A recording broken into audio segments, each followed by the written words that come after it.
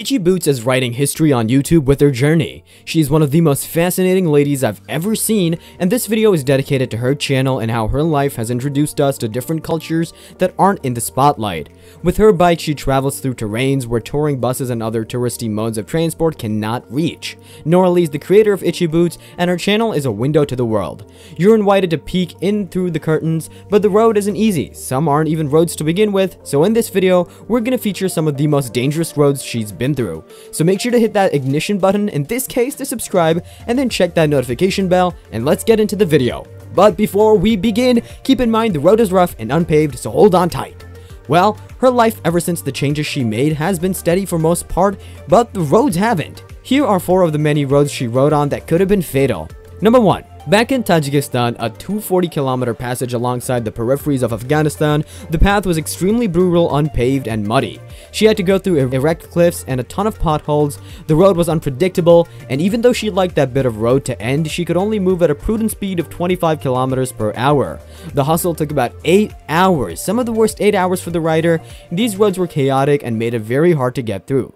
The most horrible part is the sluggish waters made it very tricky, and don't forget the stony debris scattered to make it even tougher, almost like a death trap. The conditions weren't easy on her either. The bright climate made it hard for the rider to get through these rough terrains, and she had to drive on these bumpy roads with no protection on. Number 2 Zimbabwe, where she took a voyage from the eastern islands towards the Chimanimani mountains. She reached avenues that were often muddy and it grabbed her wheels, making it hard for her to drive. She even fell from her bike on this one.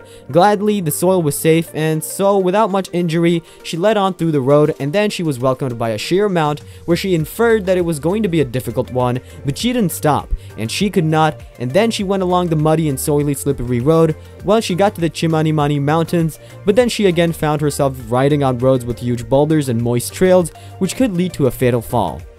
Number 3. Manipur. A small state in the northeastern part of India, she said that she came across roads that were, in her opinion, the most terrible ones ever. These roads were almost like brooks, and she had to ride with her feet submerged in the muddy water. The roads were heavily busted and the potholes were like booby traps inside these waterlogged roads, almost like a movie. The road in Manipur was terrible, but the rain made it even more terrible to the power 10. The road wasn't meant for riding, but she did, and she had no choice but to keep it steady 5 to 10 kilometers per hour. The rain and the fog added more problems with poor visibility. She had to take every inch with utter caution. Number 4. South Africa might be more apt toward nature and the conditions had to be good, but when she reached Prince Albert City with her Honda CRF, she rode at an altitude of 1568 as she drove through vertical mountains and the paths through them. The gullies were merciless at Dale Avenue with burnt jungles on either side. It must have been pretty frightening for the rider. These ashes and burns were from a fire that took place about a couple of years before, so she had to make her way through and decided to stay at Dale after a full day of bumps on the roads.